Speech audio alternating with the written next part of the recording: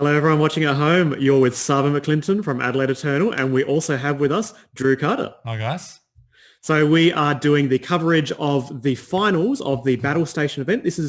Was held by the crew in Toowoomba, but it was open to everyone from all around the place. So they had just under 30 players. Here's the standings, the final standings of all of the players there after 4 rounds, I think it was. It was cut to top 8. And we're watching the finals here. So this final was recorded on Discord or Zoom, whichever platform it was. And we have Drew Carter on one side. And Drew, can you just quickly tell us about the top 8 standings here? How did this work out? Yeah, we'll go back to the top 8 just quickly. I totally just scraped in with like 2 wins, a loss and a draw. Like I just made it. I was pretty glad because I was a bit frustrated and disappointed in like going to time or just some mistakes I made anyway. But yeah, so the top 8, I'll have a look.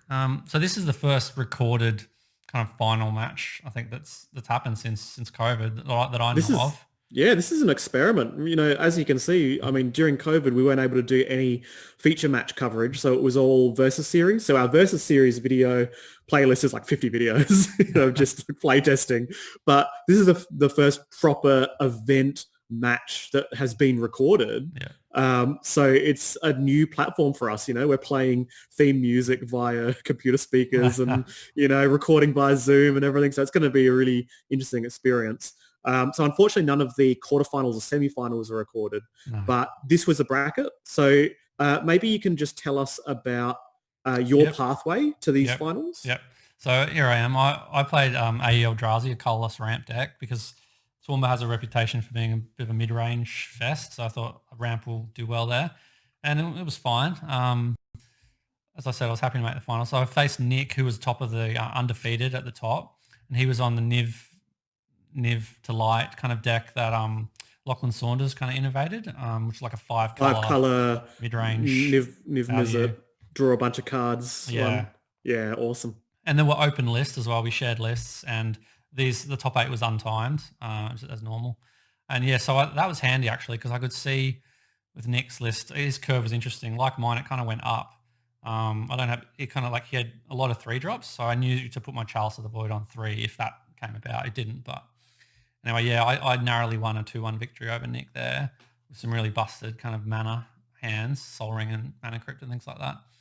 And then I was to face Wildfire, which is like Michael Leslie in the semi on Oracle combo, Bug, I think, or Grixis, I think. But yeah, we couldn't arrange a time, so he conceded eventually just to move the tournament forward. Aaron beat Dan. So that's an interesting match because we're going to be able to see who you played in the finals here. And given that Aaron beat Dan, are you better positioned against Dan's deck or Aaron's deck? Because we're going to get to see Aaron's deck in a second. Well, Aaron's on a Time Vault combo deck, which is really hard for me because it's a permanent-based combo deck. It's like I'm okay. I've got Thorn effects and Sphere effects to kind of combat Storm combo, but I'm a combo deck. I'm a big spell combo deck, but I'm not that fast. I'm not like so Aaron's playing a faster combo deck, so it's like a mirror where he can race me. So I need the right disruption. Nice. And that's a good advantage. Yeah, if I don't have the right disruption like Trinisphere or Chalice of the Void like early, then he's got the advantage. So I would have preferred to play Dan. But So Aaron beat Dan, progressed through the semi-finals as well, and meets you in the finals. Yep. Can we have a look at both yours and Aaron's lists? Aaron was under. Oh no, he must have lost. I think he drew a match I think he went 3-0-1. But yeah, which is a solid performance from Time Vault. He's been on a tear with this deck. Yeah, he's been going really well. What do you want to say? Sorry, Aaron's deck? Yeah. So okay.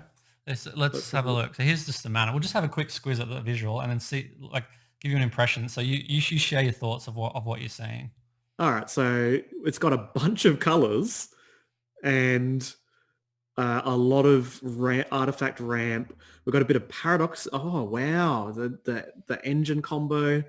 And yep, obviously transmute effects and good old Emery coming out and Goblin Welder and Engineer as well. Foundry Inspector discount, Ethereum Sculptor discount as well. Yeah, so that's the main deck. You could get pretty fast with this deck. Yes, it is fast. So we'll have a look at the list. It's called Mystic Vault, which is because its points are Workshop, Mana Vault, Time Vault, um, and Sensei's Divine Top.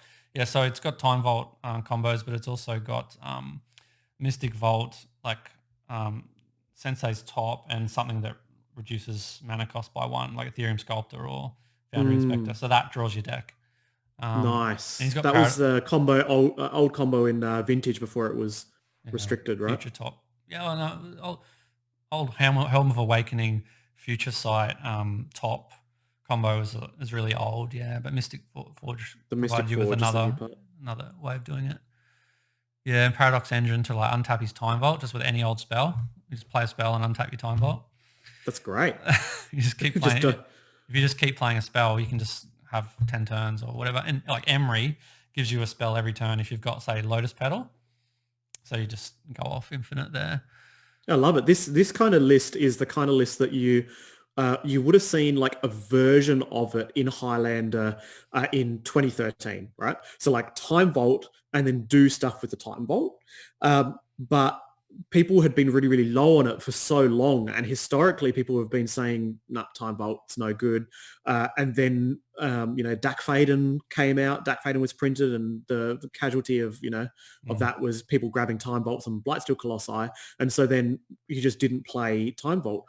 But Aaron's rejigged this deck to be... Wait on. Am I recording? Yes, I am. Keep going. I just need to check. That would have been awkward. Yeah.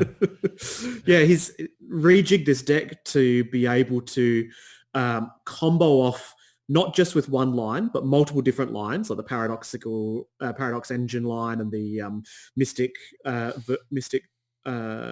Forge plus Sensei Divining Top line. There's so many different ways to do it, and it's fast. Yeah. So I think this is really cool. I like the Mirage Mirror as well. Yeah, it's just another way to combo with Time Vault. He's got the main deck interaction like against the decks that he's worried about, like maybe Tempo or Control or whatever. He's got Hand Hate as well to clear the way. This is the soft permission that combo decks, like all-in combo decks, generally don't have in the main deck. They have it in the sideboard. Instead, he plays it in the main so that he can just kind of guarantee those wins and have more ammunition in the sideboard to bring in. Yeah. And blue lends you that. A lot of the time your combo deck, you have to kind of think about what colors you're going to do if you're going to be supporting, colorless cards and all these other types of things. Yeah. But he's been able to support that package, which is really cool. He's got a lot of redundancy and tutoring and consistency. So he's got the blue cards here to help. Transmute's a tutor. Whir's a tutor. Tribute Mage, Trinket Mage, they're tutors. Goblin Engineer's a tutor. So there's a lot of ways to get the Time Vault or the combo that you want. And a lot of protection for it, right? A lot of good soft protection. And then there's an alternate win con in the main deck, which is Monastery Mentor. Yeah, just die to the man plan. I've lost to that in the past when I was playing like a control deck against this. Sometimes they just beat you with the man plan. He had this started out as a Lurrus deck actually. When Lurrus was 0. Oh, right, and it evolved. Yeah. He stuck with it. It was like a Lurrus Breach deck that was just super powerful. I think he went almost undefeated in an earlier Toowoomba tournament with that. Nice. And so can we have a look at your deck list? Yep. So mine's, just share your, mine's got a lot you're of on the AEldrazi, right? Yeah, I think I worked it out. I got about 35 mana sources and 25 business spells. I've got Mystic Forge as well, but it's not a combo card. It's just a value engine for me. And here are my kind of payoff spells. I got just a mix of walkers and creatures, and it's a bit tribal Minotaur. It's a bit just like the best of colorless cards. Like although it is, it's trying to ramp into something big and just, I think we'll just trump the opponent. Yeah, exactly, and that's what you need to do with ramp. And the deck primer can be linked in the video. If you do want to see AEldrazi, you can see Drew Carter talking about that deck and its principles.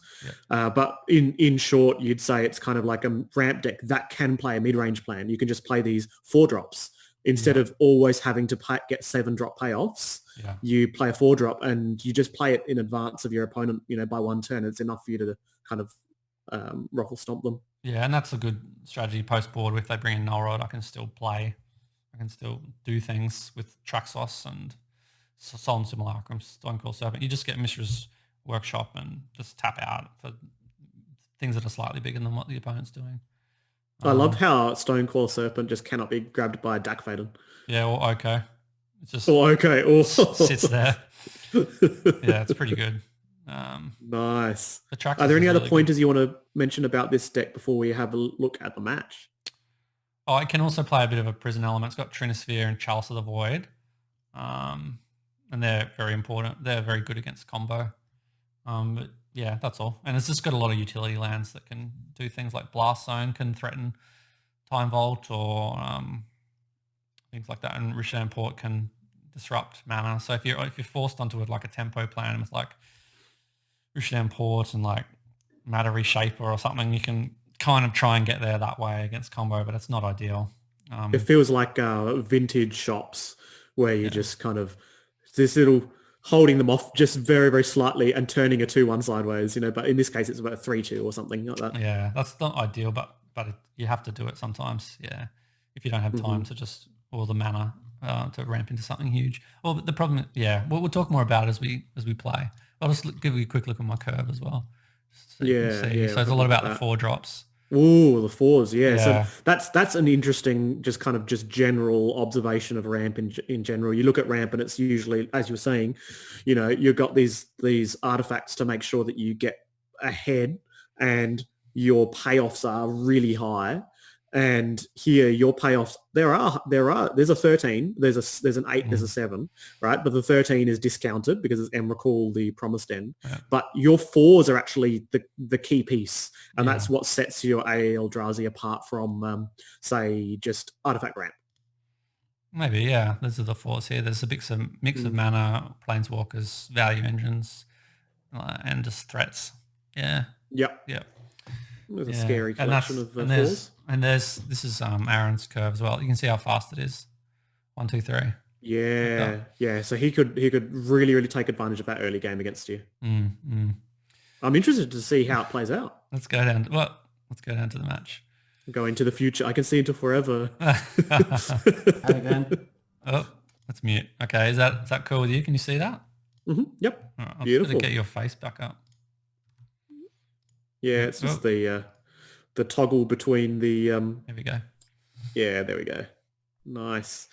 All right, so what have we got here? So so you're on the right-hand side there. I can't get Zoom to undo that backward-facing Adelaide Eternal thing. Not Zoom, Discord.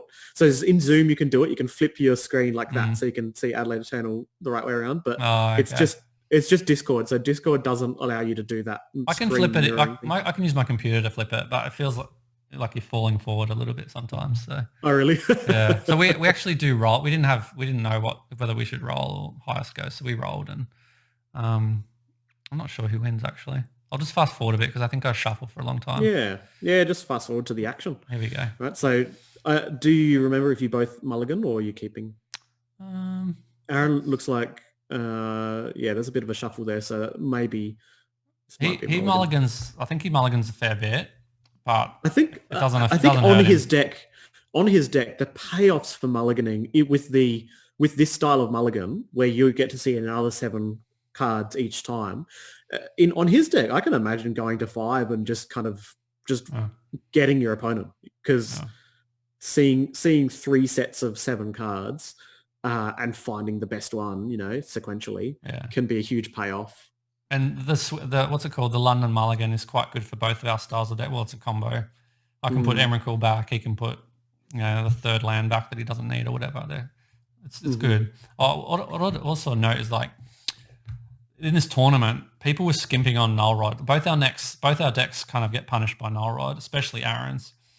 But people often had 1 in the sideboard, but they never had 2. And we just both rose to the top because of that. That's such an Adelaide thing, right? Only South Australians will get it. In South Australia, you look at the sideboards, and most of the well-constructed sideboards are like Oof, Null Rod, Stony Silence, or oof, Null Rod, what's it called? Energy Flux. You know, there's three pieces of dedicated hate I find there's often like two, like there's often like oof and null rod, and then the third one might be a braid or wear tear. Flex. Yeah, I like oof, null rod, and back to nature. I think that's a nice selection because you still get a little bit of incidental, but nothing just pays you off better than that null rod effect. I think actually if you can run all three, you should. Yeah, agreed.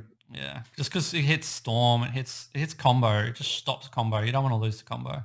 Yeah, I'd rather not have to bring too many cards, not have fewer cards to bring in against other matchups, but have haymakers for things that you're normally going to lose to. Yeah. So we're off to the races here, and Drew's led off with a relatively boring blast zone, and Aaron is on a very blue opener. Like, this doesn't look like the deck list that we saw, right? It looks like kind of, you know, tempo or blue control. I knew what he was on. Knew what he's on. Yeah. But my hand was really slow. It was like lands, walking ballista, hanging back. It was pretty bad, but I kept it because I know blast zone.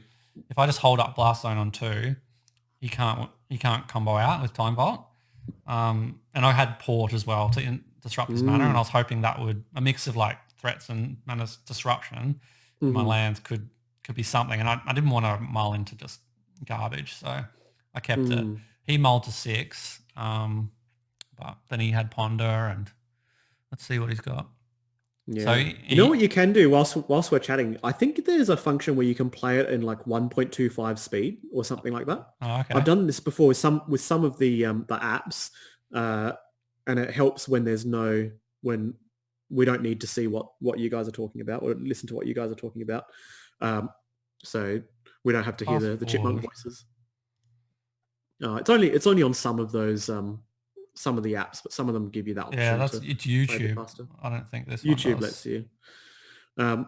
But this is I love this Astrolabe. Yeah. We're on Astrolabe and everything, right? Yeah. just got banned in Modern. Did you see that? Yeah, it's that powerful. I can't play a deck that doesn't have Astrolabe in it. It's so incredibly strong. But so I've got Homeward Path. Yeah. Homeward Path. Homeward Path is what against Dak Faden, right? That's the main reason. Yeah. That's the main one. Although it would have helped me against Commandeer the other day, but let's not talk about that. It can occasionally help against Ashiok as well. The old Ashiok. Where they there you guys. Good call. He's got probe, so he can see my hand and how I'm loving Aaron's kind of curve out here. It just feels like a control deck, right? If it wasn't for the public deck list, it would feel like a control deck. So this is All Is Dust, Ugin, the Walker, Hangerback Walker, the Walking Ballista, Urborg, and a Wastes. Yeah. So I didn't play a creature there and I didn't port him in his upkeep either because I wanted to get the blast zone on 2 as a defensive measure against kind of time vault and that combo. Kind of thing. Yeah. And you notice also my payoff spells, like All His Dust, it's so bad against combo. It doesn't, unless he gets a mentor hand, it's just a payoff spell that doesn't hurt them. This will go back in a minute. So true. And even Ugin 8 is fine if he's got a board, but otherwise it's just Lightning Bolt every turn. Until you ult. So I didn't get my payoff spell well, I'm not really geared to white combo main deck. I don't have Sundering Titan main deck or anything, or you have to rely on that sideboard. How good is Astrolabe here? Astrolabe allows Aaron to play Battle for Strix and then Thoughtseize. Yeah, and he plays around. I can't port him off colours. I can't colour screw him. Yes. So I'm adding the second counter to the blast zone there. So he looked at my hand, then he Thoughtseize the Walking Ballista, probably just so it couldn't kill Battle Strix or Emery or whatever he might have. What would you have Thoughtseized from your hand?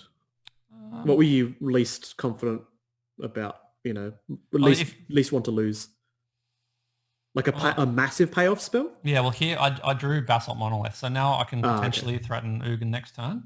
Yeah, Ugin next turn is terrifying. Yeah. But yeah, he didn't know that Basalt Monolith was on the top. But No. yeah, when you're on 35 mana sources, it's always scary.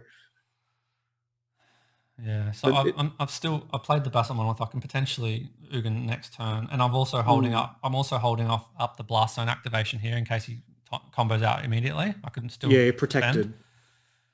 defend. So he's got Goblin Engineer. So Goblin Engineer is a 2-drop, so it like the Blast Zone is actually doing a lot of work here. Yeah, and I'm curious about what he's going to get. I guess you can't get. I mean, he can't get time, or can he get Time Vault here? Because if you do crack the Blast Zone, you're getting rid of the things on board, and then he's got the Time Vault itself's on the stack. He's got Academy Ruins, so he can get it back from the graveyard. I don't think he wants it in his graveyard, though. I think he wants it in his... And he's got Goblin Welder. I think he wants it in his deck because he's got Whir, Transmute Artifact, Tribute Mage, that stuff. Yeah. Now, interestingly, the life totals don't actually matter here because it's going to be chunks. So I was going to say how it's hard to see the life totals at the moment, but we'll figure out a way to manage that, whether it's with bigger dice on camera or, this is still a test run of feature match coverage in COVID times. But in this matchup, it's not a big deal because at the end of the day, you're either going to lose by a massive chunk or you're going to just lose on the spot. Like you're going to maybe attack twice with the Traxos. It's not going to be down to a tempo life for it. Probably not. Yeah. Yeah. In future, I can just keep it with a calculator or something. I don't know. Just your calculator. Commentary. We'll get some kind of app. It might be some kind of app we can use. So he's got Welding Jar with his Goblin, and he's put it in the bin, and then he's fetched and cast Grim Monolith, and I'm like, this is an interesting line. Whilst you've got the Blast Zone out, but he's got 3 cards in hand. And he's kind of put the redundancy with the Welding Jar in the graveyard. So it is a very interesting kind of spot. Like when do you feel like it's the right time to crack your Blast Zone? It might not actually be right. It might be a bait. Yeah, I can crack it now, or I can untap and cast Ugin. I'll just pause. Oh, I won't pause, but I'm debating what to do. Yeah. So if I cast Ugin, I can take out the Strix and the I could bolt the Engineer, or I could minus 2. We could wrap everything. Yeah. Take out the creatures. It won't take out the Grim Monolith. So it won't take out the Grim Monolith though. And I'm worried, like, has he got Whir of Invention in his hand, or I'm thinking Transmute Artifact, and so I can either untap Ugin or I can pop the Blast Zone here, and then I can Ugin, I think, a turn or two later, because I can just untap the Basalt Monolith. Yeah, I see. So I do opt for that, but I question that decision. I don't know if that's right. Yeah, because it is tricky, because he knows, he's got the information and you don't. So you're making a very conservative play here.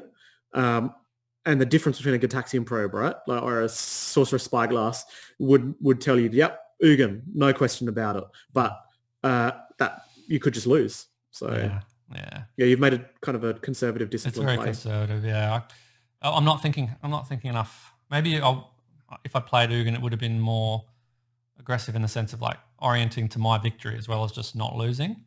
Yes. I'm probably maybe overly concerned with not losing. Because he's not dying. He's not dying at the moment. Yeah, you by playing Ugin, you might lose 10% of the games because he's got the combo piece in hand, but you win 90% of the games.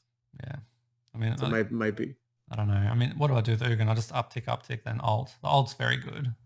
Yes, but he can still untap even after the alt and win, because I might just drop a bunch of creatures But yeah, it's still good. And here, this is pretty weak. I just play Learn and Pass because my plan is just untap Basalt Monolith, untap then Ugin. So you're hoping that by doing that, I've turned his hand off. Aaron's also going to be in the same state, and yours is going to pay off better because you're going to ramp into some threats. Yeah. So he just played top. Yep. Okay. So that's fine. I didn't die, so I'm happy.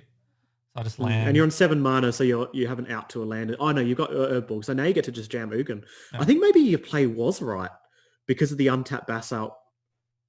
Yeah, actually, I think yours was correct. I thought it was wrong, and now I think it is correct, just because you go, I pretty much guaranteed don't lose, aside from the 2 pieces in hand, guaranteed don't lose. And then it takes me 1 turn and then I have an Ugin. Same board state, but you're not going to lose and have an active Goblin Engineer on the battlefield. Yeah, I mean, it was just that. I could have played Ugin and killed the Goblin guy. Yeah, but it's just the Grim Monolith. What is the Grim Monolith? Yeah, just leaving Aaron with 7 mana or potentially 8 untapping. Yeah, maybe this was right. I don't know. If I studied his deck list more, I probably would have understood that he doesn't have that much to do with Colourless Mana. I mean, he could have done Paradox Engine or Mystic Forge or something. Yeah, he could have had Paradox Engine, Transmute Artifact. Big payoff. But at end of turn, he's worth a 2. Yeah, that's scary. Well, that's Time Vault into play.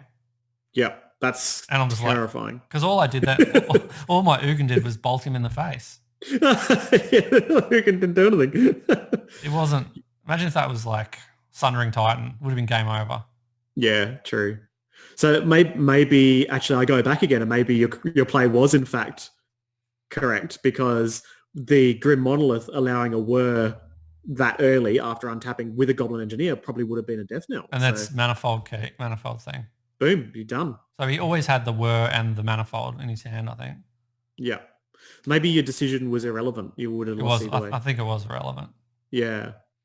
But you didn't have something like a Phyrexian Revoker in hand where you could make a different choice. No. Yeah. I didn't have anything else. I had Hangerback Walker, which is weak. I probably should cut that. Yeah. If I cut that for like Lodestone Golem, I would have been better off. There you go. It's Monastery Mentor as the win. Easy. All right. So what's on round 2? Don't tell us whether there's 2 or 3 games. That'll be the surprise. Stop that. I don't know. There's 1 file, but that may or may not be 2 games. Okay. Yep. That's fair. So we'll have a look at sideboards. Yeah, that'll be great. All right. Let's visual. The visual sideboard makes it easier. So there's Aaron's sideboard. Got a braid. A braid's great. Yeah. Wear Tear. Force of is I think maybe Force of Negation is good here, right? Because the cost of not having a force at the right time is huge, and I think maybe it's Force and Spell Snare and Maybe. a braid. I think it's those 3, right? He's got Wear Tear. That's good. Oh, and Wear Tear. Nice. Yeah, those 4. It's a very odd sideboard, though. Look at it. Like him to Turak. Maybe if he goes off the combo plan.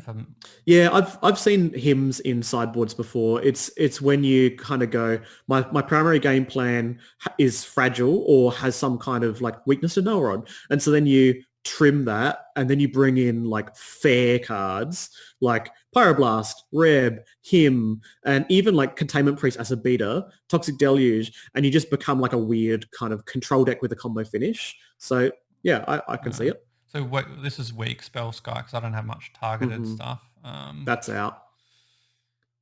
I think Battlestation is good.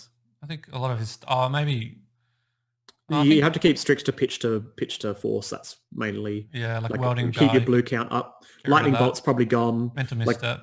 Get rid of that. Misstep's gone. Get rid of that. Yeah. All right. It's easy 4 in. Okay. How about your sideboard? What's that look like?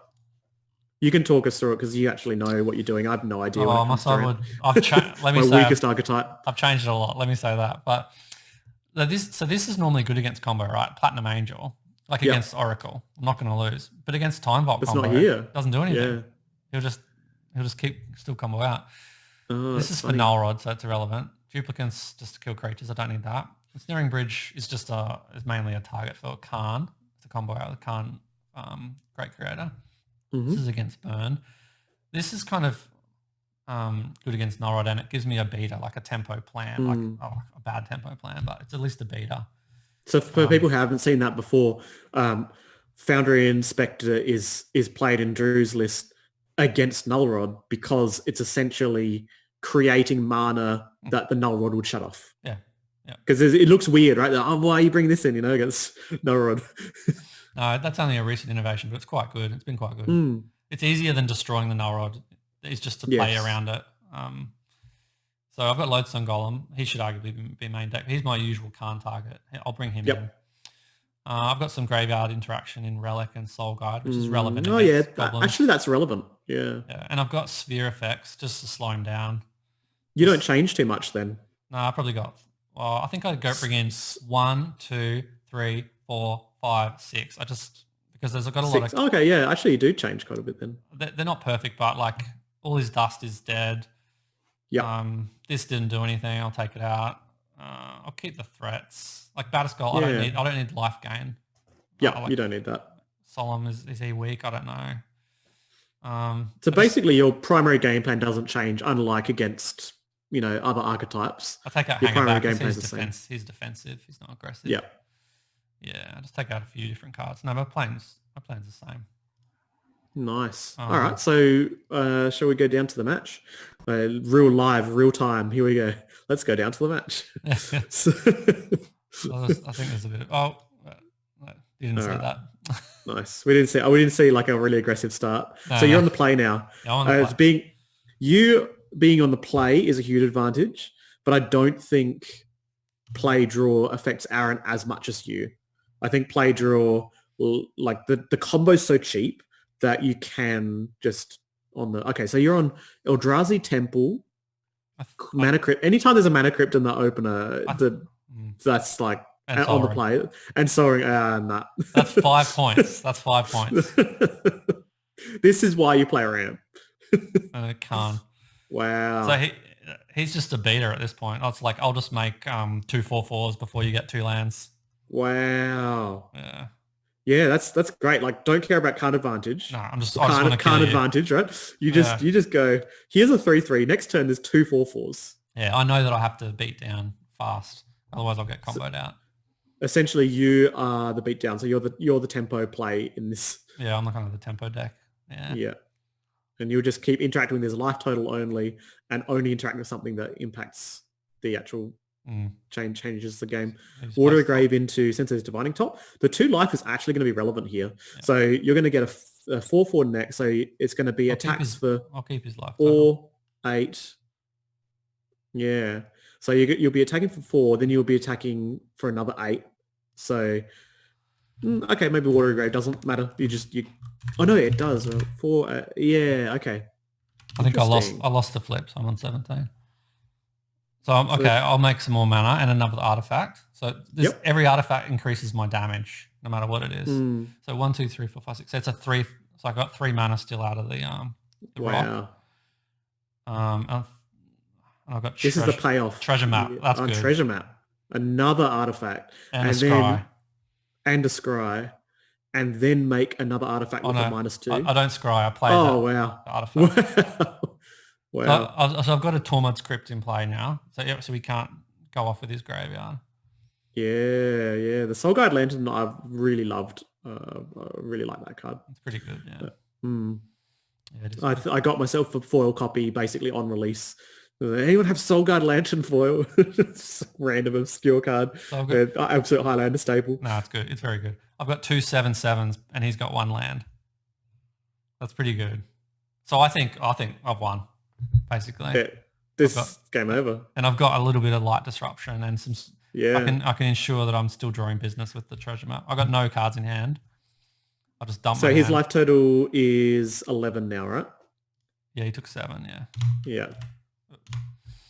But basically, it's always about chunks, isn't it? Just going to be a chunk and then dead. Yeah. Right? Yeah. It's never attack for 1, attack for 1, attack for 2. It's just chunk, dead. Yeah, I mean, I did narrowly lose to him in the Swiss, down to a game 3. Game 1, I kind of went off with I resolved Khan, Great Creator early, and that Null Rod, one-sided Null Rod effect just kills him. And I just destroyed him with Ensnaring Bridge and the Null Rod effect. Punishing. He comboed out game 2. And then I got him down to 2 in the game 3 with some little guys. Mishra's Workshop. And this is more. A Foundry Inspector. This is, I thought this was over. An Ethereum Sculptor. No way. So all artifacts are 2 less? Yeah, 2 less. He could just play Time Vault now. Time Vault Key. Are you kidding me? Oh, no, it didn't happen. No, he didn't have them. Wow. That was so close. I'm pretty sure I'll lose that one as well. So I'm on 14. Mm-hmm. Yeah. So he's got 2 blockers. Yeah. And he only needs to block 1. So he could chump with Ethereum Sculptor or whatever, or doesn't matter. And then the next turn still live to like top deck. He's got heaps of mana. I'm scared. After that opening, Yeah, you're thinking like, how am I not winning? You are winning, but you have not won because that's a terrifying opener, turn 2 opener from what looks like a largely blue deck, and just out comes this team. So this is a workshop mirror, this deck, this matchup. Yeah.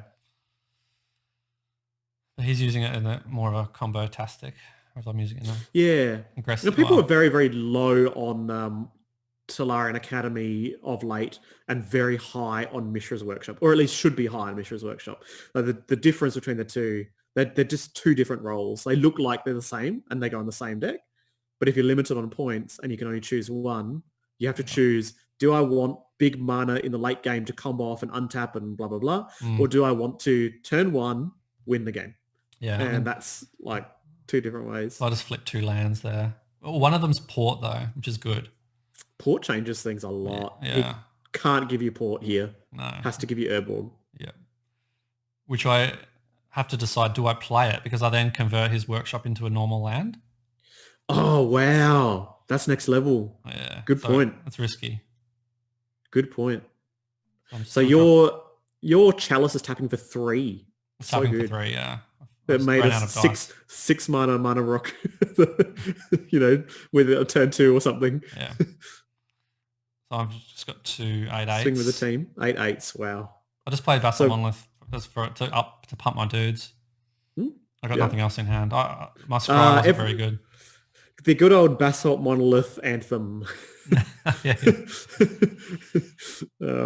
So this is basically one chump, stay live to comboing out with something, right? I assume. Yeah, he's just deciding which one to chump. I think not that it matters. Going to 3 probably irrelevant. Going to 2 would be relevant, like if he needed to draw a. But he's got land. Yeah, he chumps with the welding jar, and now he can survive another turn. Wow, this is not turning out at all what I thought that would happen. But welding jar becomes a chump there. Yeah, 0 mana. Generate the Ethereum Sculptor. Nice. But he loses one guy, doesn't he? No, he took the damage. He took goes to 3. Yeah, he's on 3. And I'm like, I need some business. I'll just crack this because I want a card. Because I've got mana. I just want to cast something. Yep. I could have done it earlier because I would have had more damage. No, you wouldn't. You would go up and then down because if you didn't draw an artifact, it wouldn't have changed because it's an artifact for your Karn's constructs. Oh, true. Yeah. I just drew Thran Foundry, so I've got heaps of mana. Yeah, Dynamo is strong in these lists. Thran Dynamo, yeah, it's very good. So I'm scared. He's untapped. So I don't have my graveyard interaction anymore. And he's got mana, lots of mana. Top to look for action. So getting to relook again is huge. Just free cast top.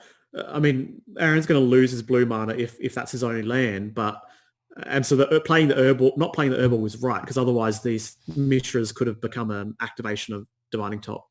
Something like that. Yeah, I wasn't going to risk that. I didn't need the mana, so I wasn't going to give him the option. Yep. And I just untapped my Basalt Monolith, so I wouldn't forget. That's fair. Yeah, sometimes you just do it. You're like, may as well just do this now. Yeah. And my plan is very much to take that. I could create another guy, but I want the Rishadan Port to tap down the workshop. That's huge. Yeah. I just need disruption. So, I mean, Aaron has 3 cards in hand, I think. 2 or 3, and top. And the access to the top. If he draws Mystic Forge right here, he goes off. Oh, Mystic Forge, that would be a nightmare for you. He's got Island. I'm really liking the configuration of Aaron's list. It's just it shores up a lot of those things that okay. So it's possible it's double chump. You could have Whir of Invention as well. But Whir of Invention, exactly. And just tap the artifacts as well and like Ensnaring Bridge or, I don't know. Like there could be anything. And that's the terrifying part, right? So I'm scrying again, trying to get something. I'd go to the scry bottom. It's probably mana. The treasure map is a really sweet card in these types of lists, and you've got a recent addition in Mind Maze Tome or something like that. Maze Mind Tome, Maze Mind Tome, which is more like a Maze Mind Tome. It's really good. A Maze Mind Tome, love it. It's very good. People should play with it. People should toy around with it. Yeah, it's perfect for my deck. I've drafted it. It's pretty sweet in draft if you're playing like Control in a largely aggro core 2021 format. The life gain's relevant too when you get it for my deck. It's good against aggro. So I'm attacking. Oh, have you seen this card? I got to pause. I could not believe this card. All right. What is that? This guy. Oh, is it Perilous Voyage? Yeah. No, yeah, I've seen this card. It's so good. It's like it's like the cheekiest little bounce that just gives you almost no advantage. You know, it's just because it's bouncing a null rod, scry 2. Like you're always bouncing a null rod. You're never gonna play like, why don't you play Into the Royal? You know, because then you can draw a card but you just don't. Like you're bouncing an 8/8. Yeah, just bounce an 8/8 and make the other thing -1/-1. I'm so annoyed. And then Scry and the Scry 2. The Scry 2 when he's got top and he's a combo deck. Scry 2 is huge. I'm terrified. Wow, that Perilous Voyage. I'm like Googling it. I'm getting my phone. Like this is rubbish. Like what is this card? Like no way. But that's the thing. It could literally be anything. It could be Echoing Truth. Echoing Truth would be blowout. But you know, it could be Into the Royal. And Into the Royal, you know, is just bounce, but you can kick her to draw a card. And on the surface, that looks better. But in combo decks, when you almost never are going to kick something and you're always going to want to play this thing for 2, Perilous Voyage just does work because 2 Scry in combo decks and mainly combo decks is so good. Well, mine's a combo deck of a different sort. Yeah. So I take the port. So you get to tap down a mana source. I know, and I definitely elect because he's got top. I take the factory out, the workshop, because I don't want him to just top with the mana. Does that mean you can play your Urborg? No, because you got to play the Rishadan Port. Sorry, my bad. Yeah. This port is workshop. But you're live to a treasure map next turn if you survive, because you've denied Aaron mana. But if like the next card is Mystic Forge, you still can't cast because it'll be one short. Or Mystic Forge will land in hand already. That could be a thing. But has Aaron missed any land drops, or is this actually turn 4 of the game? No, we haven't missed. Turn 4 of the game, and it's just like continually coming to a close. You know, just like, oh, it's over. It's not actually over. I couldn't believe it. I was almost on tilt here. I'm just like, come on, just die. You're on 2. He's on 2, is he? Yeah, he's just. I think it's like amongst your best draws, and you haven't won. And he's got Tribute Mage. You know, draw Tribute Mage. Oh no, I think Aaron's. He couldn't have played it if I tapped on his normal lands. Oh, that's amazing. This is amazing. This is so good. I'm loving this. Like it is so, you know, like it looks like it's a one-sided game, but it's in typical combo fashion. The combo player looks like they're losing. They're just biding time. Like I'm just gonna survive another turn. He's got survive another turn. Yeah, I've only got one attacker, and he's got 2 chumps now. 2 chumps. He's the Tribute Mage chumps. He's got Time Vault in hand. I'm thinking I'm dead. Like I need something here. Well, I mean, look, activating the treasure map into Treasure Cove, is it? And then the Treasure Cove can draw a card here. No, I can't because it's tapped. Oh, because you activated that turn. Yeah. Okay, so Khan has to hit 2, like you just activate Khan, hit 2 good cards. You're only out, right? It's got to be pretty good, yeah. Oh, that's interesting. It's going to be any. My best spell is Emrakul. I'm just counting. I could definitely cast just Emrakul straight up. The treasure tokens are actually legit strong. Like they're +3/+3 to your token. Yeah, that makes it big, and it's also mana if I need it. Well, you scried in your upkeep so that you could draw this card, and you kept it on top. So what was it? It's good. Oh, is it that land, Ugin Sanctum? That was in your hand. It wasn't that one. Yeah. So Ugin Sanctum lets you find a colourless. Oh, that's a whiff. whiff and a half. Yeah. I think the advantage bar, which was so far on your side, is just like so far on Aaron's side now. Oh, it's teetering. He's on 2. But yeah. He's going to win next turn, surely. He's got Time Vault in hand. Oh, yeah. So you're going to tap his Mishra's Workshop, and if it's any key in hand is one. Yeah. I've got the Sanctum of Ugin's quite good here because any big spell, I can tutor up something. So how does it? Can you read out? Okay, so if you play a spell that costs 7 or more, 7. You sack it, and then you can search for a colourless creature. Right. Put it into your hand. And because you got basically infinite mana here, you got a lot of mana. You're going to go perhaps like Ugin or something, and then not Wormcoil Engine, but something. You could just find something big. Although it is a question, what would I get here? But I scried Walking Ballista, and he's on 2. Oh wow! Was that? So and it's just lethal Walking Ballista. Yeah, it's just lethal. Yeah, but I do it for 8. Wow! I do it for 8 and sack it just in case, so I get something else. Yeah, I just lethal him. He's only on 2. I have to say that was a good scry, like Walking Ballista. Thank you. Yeah, that was so incredibly close. Just. From that turn 1, that was over, that was the end of the game. I honestly was like, well, why are we still watching in this, And every turn, my mind was continually changed, like, all the way through. And then I honestly thought, Aaron was favoured there, at that point. Well, he had the fast mana too. Like, I spent 5 points to get Soul Ring and Mana Crypt. And then he got Mishra's Workshop, 1 point, but then he had the 2 Ethereum and the other one. Very effective. Very effective. You got multiple artifacts. So I assume there's no change in sideboard here, but do you want to fast forward to the beginning of the I do change one card, game 3?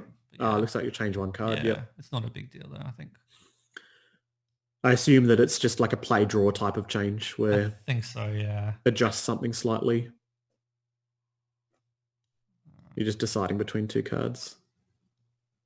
Maybe I was worried about I was a bit threat light there or something. I don't know. Yeah, that can happen. That was a really, really interesting game. Far more interesting than I thought that opener would have dictated. So he's on the play now. So yeah, Aaron's on the play, and has kept 7. It looks. It looks like a keep. So I think I mull. Okay. Mulling with rampant combo decks is, I'm not going to say trivial, but it's with the new change, it does change things. Is that Chromatic Star? Chromatic Star, yeah. His internet, well, my internet might be a bit flaky here, but it's still legible. So I've got Soul Ring again. I do mull to 6. Well, mull to 6 and have a 3-point card in hand. Yeah. Happy with that. And I've got something to do with it. I've got Thorn. And this is going to be a very different game. I think yes. I've got Disruption, and this is good. Yep. I've got Mana. This is incredibly different game. I think I've got a 4-drop in my hand next turn, and then look what he does. Ethereum Sculptor on turn 2. It plays through the Thorn and negates it. Through the Thorn, yeah. I'm discounts it. I'm really annoyed there. That and Thorn are basically, they're just counteracting each other for most purposes. Only for artifacts, yeah. Exactly, not ponders and things like that. And he's got Scrubland Island, I think, but he's got the Chromatic Star to fix mana. Yeah. Yeah, so apologies for the video quality, but I think it looks like the internet just kind of, I think it's my internet, where sometimes it just like that, and then goes a bit pixelated, but that's fine. I've just got NBN, so I'm working out the kinks. Yep, that's fair. It's not many. Traxos. That's good. That's a good tempo threat. 7 damage. I mean, Traxos has trample, right? Yeah, trample. That is primo, because think that last situation that you had. Imagine if Traxos was the play and it wasn't Khan Scion. Yeah. And it was just Traxos. That been better. trample. Would have been better. Yeah, trample legit. You couldn't have Perilous Voyaged it either. No, I like Traxos. Yeah, here. interesting. And I've got something to trigger it. I think I've got like a Grim Monolith or something for next turn. Mm-hmm. Yeah, and I'm thinking. And so I'm the tempo. I've got disruption, light disruption, like mana disruption, and a big threat. So I feel good. But then he drops Workshop. Ooh. And then he drops Paradox Engine. Wow, Paradox Engine. This is such a just swingy game. Swingy match just in general. Yeah. He passes it back. Okay, well that's not doing anything. I'm fine, Let's go. Yeah, Paradox Engine is terrifying. Letting someone untap, like when I've played Recycle a lot, and that's a creature-based Paradox Engine deck. And when you have to like sadly deploy the Paradox Engine, you've set it up, deploy Paradox Engine, pass the turn, and you're just like, please, please, please, please, please. And then you untap and you're like, okay, here we go. We're just going to draw so many cards. We'll play all these things. But almost always it's like a braid. Well, it's not here. I don't have interaction a lot. I mean, you can't do much about a resolve Paradox Engine. Ugin doesn't even kill it. The only way I can kill artifacts is like Sword of Steel and Sinew, and that's not coming in here. I thought about it. The tech. Yeah. So that's the graveyard thing again. Oh, yeah.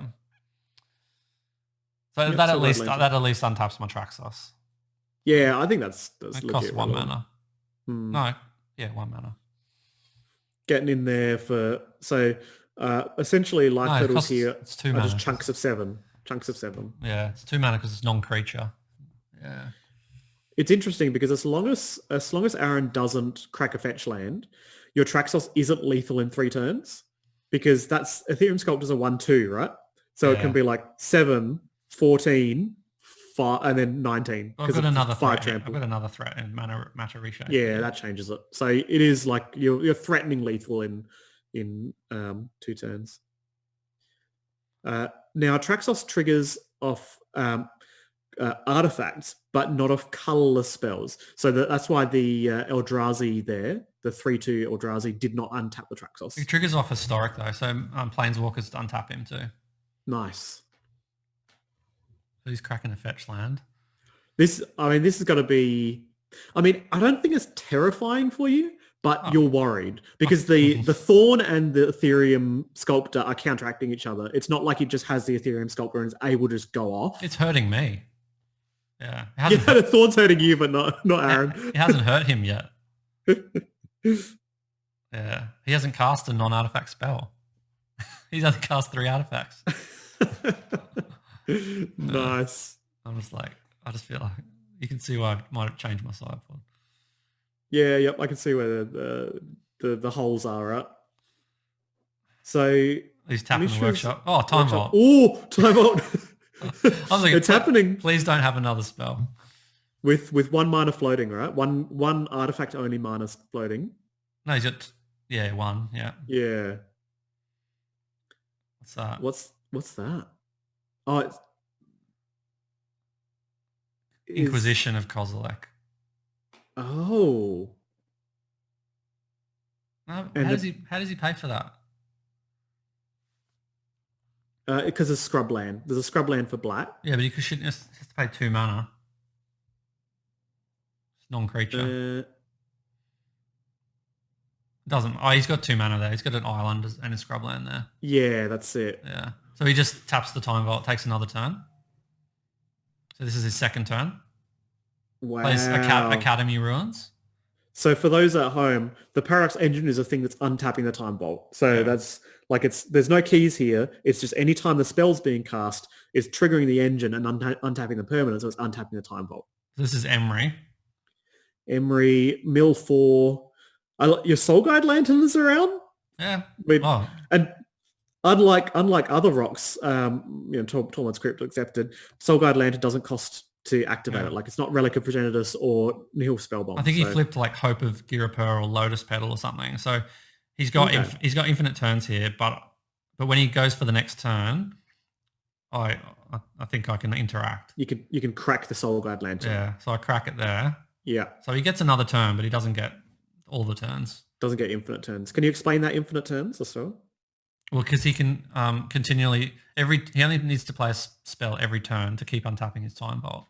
And because he's got the Emery to cast something from the graveyard. Like Lotus Petal. Lotus Petal. Lotus Petal. He's got that infinite kind of cast. So yeah, Emery, any artifact, any 0-cost or cheap artifact in the graveyard. Any artifact that can sack itself, like Chromatic Star. That can sack itself. Yeah, because that means you can always cast it from your graveyard. Nice. Okay, so Goblin Engineer. So Goblin Engineer could find Lotus Petal effect, and then that should be locked up. Yeah. So wow. So he wins. That's it. That's game over. So good. I had 3 turns. So good. 3 turns. Yeah, and 3 pretty good turns, but Aaron's is kind of like, yeah, this, that, and here we go. We've got an Ethereum Sculptor, a Paradox Engine, and we're just having all the things. Yeah, that is so awesome. Our internet broke down. Yeah, that is so cool. I really, really like the list. Can we just look one last look at Aaron's list here in the Deno Mall? Yep. So, yeah, I really like how it can play a number of different angles. It's always going to be a combo deck, but the way that it can combo is quite robust. And if it is the case that they bring in Null Rods, Aaron's very prepared for them in the form of Hand Disruption, which not all ramp decks get to do, as well as the Perilous Voyage and the 2 discounts, Ethereum Sculptor and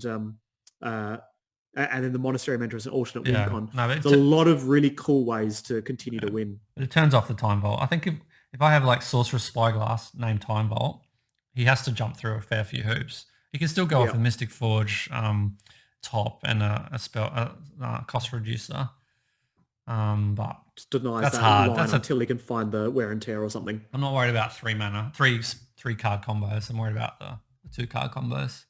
Yeah, well, that's really, really cool. It was great to see Aaron's deck in action, and congratulations to Aaron for taking down the major event run by Battlestation for this online event. Really, really great to see a nice top 8, and also to see your deck, Drew, and Aaron's deck in the finals. 2 big rampy combo-y type decks that people always say, ramp and combo, they're not very good. They're really good. Well, Aaron's deck, I don't know about my deck, but Aaron's deck is very good because he didn't lose a match in this tournament, and we just played again on Friday, and he didn't lose a match again. Wow! And so this is the real deal. He says he's made improvements since this round as well. I love it. It's great. Look out! Keep packing Null Rods, and I also think he's vulnerable to like Blood Moon and stuff. So. Packing moons and your Null Rods if you can afford them in your sideboard and in your mana base. So that's really, really cool. So thank you very much, everyone, for tuning in to Adelaide Eternal and watching Battlestation's finale here. And we look forward to bringing you more feature match content as the weeks and months progress through these very unprecedented times. All right. Thank you. Bye.